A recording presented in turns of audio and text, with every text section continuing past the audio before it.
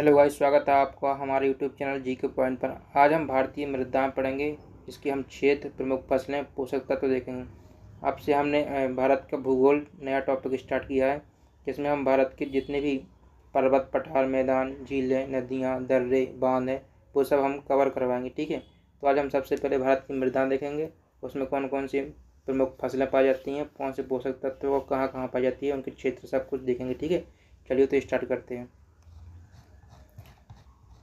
सबसे पहले हम देखेंगे ये ICR के अनुसार, यानी कि इंडियन काउंसिल एग्रीकल्चर रिसर्च के अनुसार जो मृदा के प्रकार है भारत में 8 प्रकार के बताए गए। तो इसके अनुसार हमको पढ़ना है, किसके अनुसार? ICAR, इसको आप याद रखना, इंडियन काउंसिल एग्रीकल्चर रिसर्च के अनुसार है। भारत में 8 प्रकार की मृदा पाई जाती है। ठीक है, तो आप इसको जरूर याद रखना कि किसके अकॉर्डिंग हम भी पढ़ रहे हैं। ठीक है, तो सबसे पहले जलोढ़ मृदा। ठीक है, जलोढ़ मृदा का क्षेत्र क्या है? इसका है सिंधु, गंगा, ब्रह्मपुत्र का दोआब तथा समुद्र तटीय मैदान। ये क्या है? जलोढ़ मृदा का क्षेत्र। ठीक है, तो इसको याद रखना है। तो इसकी प्रमुख फसलें क्या है? तो इसमें धान, गेहूँ, गन्ना, आलू, तिलहन और दलहनी फसलें पाई जाती हैं। ठीक है, तो ये इसकी फसलें हैं जलोढ़ मृदा की। ठीक है, याद रखना, सबसे ज़्यादा क्षेत्र में जो मृदा पाई जाती है वो जलोढ़ मृदा ही है भारत में। ठीक है, याद रखना, इसलिए इसको फर्स्ट नंबर पर दिया है। ठीक है, उसके बाद इसके पोषक तत्व क्या पाए जाते हैं इसमें पोटास और चूना, इधर चूना लिखा है। ठीक है, याद रखना, चूना की प्रचुरता पाई जाती है। चलिए तो आगे देखते हैं। आगे हमारी काली मृदा, यानी दूसरे नंबर पर क्या आती है? काली मृदा। इसका क्षेत्र क्या है?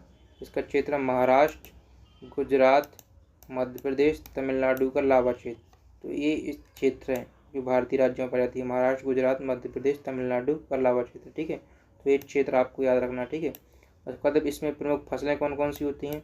इसमें कपास, सोयाबीन, चना, ज्वार और गेहूँ, ये इसकी प्रमुख फसलें हैं। ठीक है, इस मिट्टी की, कौन सी? काली मिट्टी की। ठीक है, याद रखना।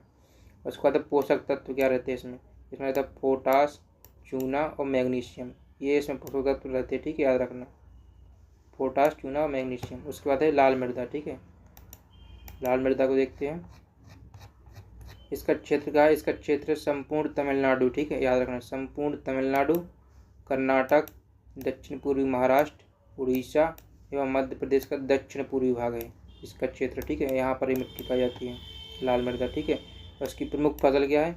मूंगफली, केला, तंबाकू, रागी, ये रागी लिखा है, रागी लिखा है। ठीक है, यहाँ का है। ठीक है, याद रखना आप इसको, रागी, ज्वार, कपास, गेहूँ, मक्का, ये इसकी प्रमुख फसल है। ठीक है, तो इसको आप याद रखना।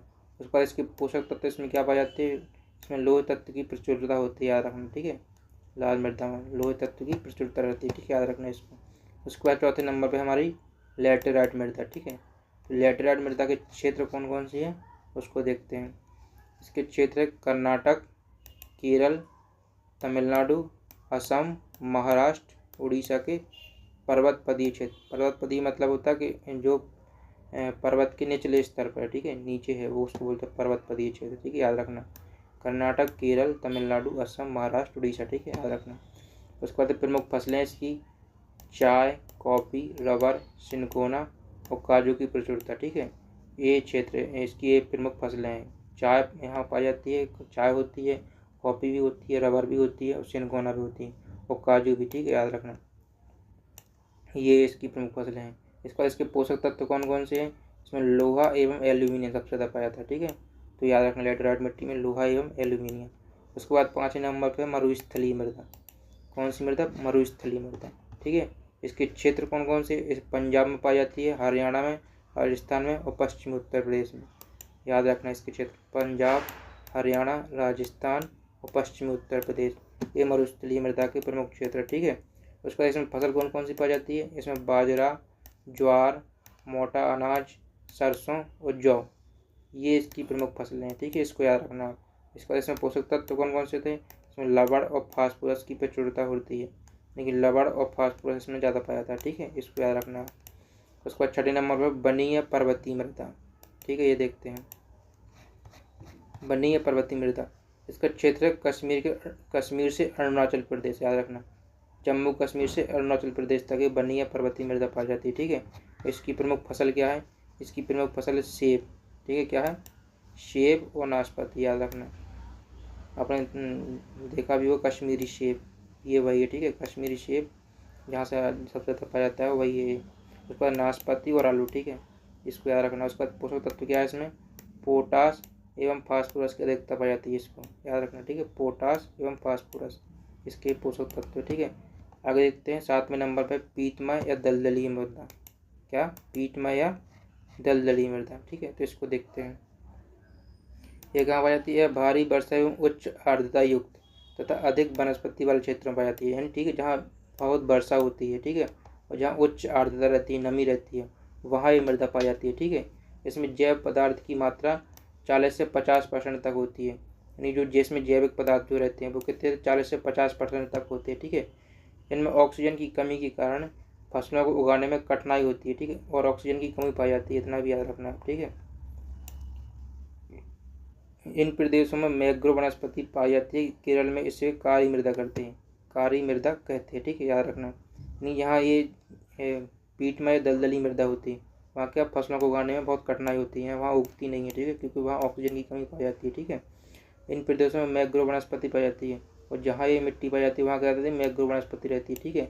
और केरल में इस मृदा को क्या करते हैं, कारी मृदा करते हैं केरल में, याद रखना इसको, केरल।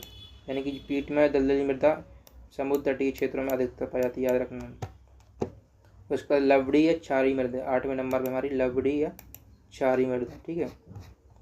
यह मृदा शुष्क और अर्धशुष्क एवं जल भराव वाले क्षेत्रों में पाई जाती है। यानी जो लवड़ी या क्षारीय मृदा होती है वो कहाँ पाई जाती है, या तो जहाँ शुष्क है या फिर अर्धशुष्क है, या फिर जहाँ जल भरा है वहाँ पाई जाती है लवड़ी या क्षारीय मृदा, ठीक है।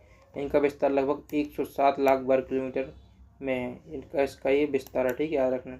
पंजाब, हरियाणा, राजस्थान, पश्चिमी उत्तर प्रदेश, महाराष्ट्र में पाई जाती है। तो इसका क्षेत्र क्या है, पंजाब, हरियाणा, राजस्थान, पश्चिमी उत्तर प्रदेश, तो इसके क्षेत्र याद रखना, ठीक है। पंजाब, हरियाणा और उत्तर प्रदेश की नहर सिंचित क्षेत्र में अत्यधिक सिंचाई के कारण लवणों की परत जमा हो गई है। यानी जो पंजाब और हरियाणा और उत्तर प्रदेश में जो नहर से सिंचाई होती है, ठीक है, उस सिंचाई में क्या है, अत्यधिक सिंचाई के कारण इसमें क्या हो गया, लवणों की परत जमा हो गई, क्या हो गई, लवणों की परत जमा हो गई है। तो इसको भी याद रखना, ठीक है।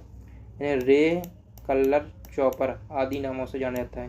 और इस मृदा को लवड़ी या क्षारीय मृदा को किस किस नाम से जानता है, रेह, कल्लर और चौपर, ये आप याद रखना, ठीक, मोस्ट इम्पोर्टेंट है।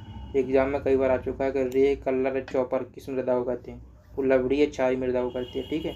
तो आप इसको याद रखना, ठीक है। आगे देखते हैं, तो आगे हमने ये मैप दिया है, ठीक है। ये मैप से आप देख सकते हैं कि यहाँ ऊपर पर्वतीय मृदा है, यहाँ मरुस्थलीय मृदा है, और यहाँ लाल मृदा, और ये इधर जलोढ़ मृदा है, ठीक है। पर्वतीय मृदा, मरुस्थलीय मृदा, लाल मृदा, ठीक है, और इधर एक काली मिट्टी पाई जाती है। तो आप इसको मैप से देख लेना एक बार, ठीक है। और एक यहाँ पर काली मिट्टी है, ठीक है, याद रखना, काली मिट्टी इधर थोड़ा सा पाई जाती है, वो इधर पूरे क्षेत्र में, ठीक है। उसका लेटराइट मृदा ये है, नीचे पाई जाती है लेटराइट मृदा, इसको याद रखना है आप, लेटराइट मृदा तटीय क्षेत्रों में, ठीक है, याद रखना। तो ये हमने इस प्रकार मिट्टी के प्रकार, उनके क्षेत्र और उसमें पोषक तत्व क्या क्या पाए जाते हैं वो सब हमने इस वीडियो में डिस्कस किया है। और ये वीडियो आपके लिए बहुत महत्वपूर्ण है, इसलिए आप इस वीडियो को एक बार और ज़रूर देखिएगा, कम से कम 102 बार ज़रूर देखिएगा, ठीक है। उसके बाद हमने ये आगे इसका मैप भी दे दिया है इंडिया का, जिसमें स्टेट वाइज इसमें दिया है कितने राज्य उनको सबको इसमें दिया है, ठीक है। तो इसको आप एक बार देख लेना। उसके बाद ये हमारे जो पुराने टॉपिक दिए हैं, एशिया महाद्वीप के देश और राजधानियाँ, यूरोप महाद्वीप के देश और राजधानियाँ, अफ्रीका महाद्वीप के देश और राजधानियाँ, इनको आप जरूर एक बार वॉच कर लेना, क्योंकि इसमें हमने विश्व के 7 महाद्वीप और लगभग 193 देश उनकी राजधानियों सहित इसको कवर करवाया है, ठीक है। तो आज के लिए इतना ही।